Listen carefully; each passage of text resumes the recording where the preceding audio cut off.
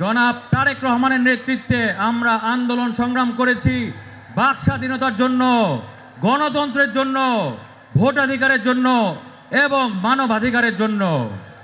এই দীর্ঘ 16 বছরে আমাদের নেতা জনাব ইলিয়াস আলীকে গুম করেছে, আমাদের নেতা জনাব চৌধুরী আলমকে গুম করেছে, ছাত্র নেতা সুমনকে গুম করেছে, এইভাবে আমাদের দলের অসংখ্য নেতাকর্মীকে গুম করেছে এবং আমাদের দলের অসংখ্য নেতাকর্মী খুন হয়েছে। তাদের সবার প্রতি আমি শ্রদ্ধা জানাচ্ছি এবং তাদের আত্মার মাগফিরাত কামনা করছি।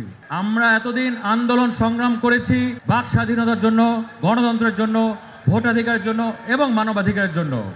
এখন আমরা আমাদের জননেতা জনাব তারেক রহমানের নেতৃত্বে আমরা সংগ্রাম করছি রাষ্ট্র কাঠামো মেরামতের জন্য।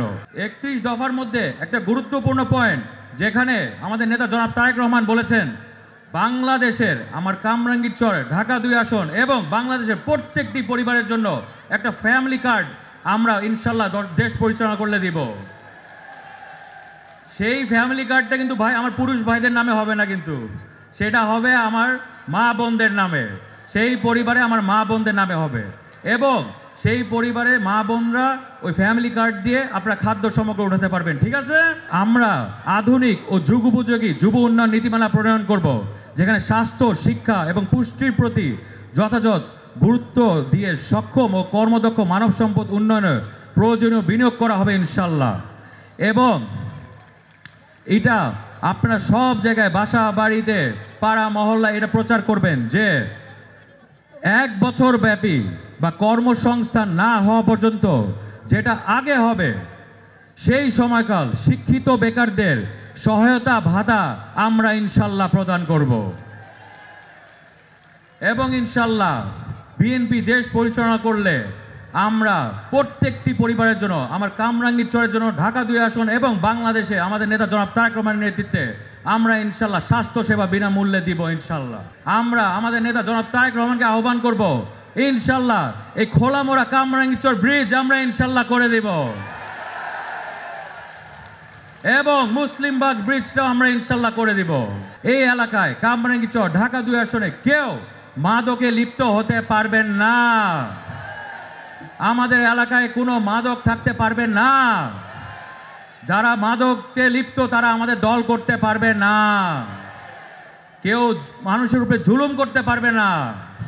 কেউ জমি দখল, চাঁদাবাজি এগুলা করতে পারবে না। বিএনপি হচ্ছে ভালো মানুষের দল।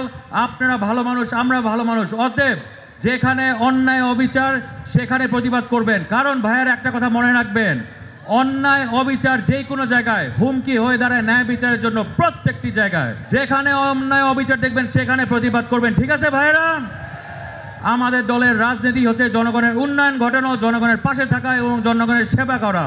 এটা মাথায় রেখে সবাই কাজ করবেন। আমাদের মাননীয় প্রধান উপদেষ্টা ঘোষণা দিয়েছেন যে এ বছরের শেষে নির্বাচন হবে। সেই নির্বাচনে ইনশাল্লাহ জনগণ যে 3টা টার্ম ভোট দিতে পারে নাই, ভোট দিবে। জনগণের আকাঙ্ক্ষায় একটা সরকার গঠিত হবে এবং পুরা বাংলাদেশে আওয়াজ উঠে হয়ে গিয়েছে, সেটা হবে ইনশাল্লাহ বিএনপি সরকার, সেটা হবে জনাব তারেক রহমানের সরকার, সেটা হবে দেশনেত্রী বেগম খালেদা জিয়ার সরকার।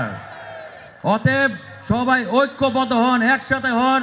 আমাদের নেতা জনাব তারেক রহমান যেভাবে নির্দেশনা দিবে আমরা সেইভাবে নির্দেশনা পালন করব এবং মানুষের পাশে দাঁড়াবো। 31 দফা যেভাবে আছে আমাদের নেতা পেশন করেছেন, বাসা বাড়ি পাড়া মহল্লায় আপনারা সবাই পৌঁছে দিবেন। সামনে সবাই একসাথে ঐক্যবদ্ধ হয়ে কাজ করে আমাদের নেতা জনাব তারেক রহমানকে দেশে এনে প্রধানমন্ত্রী বানাবো আমরা ইনশাল্লাহ।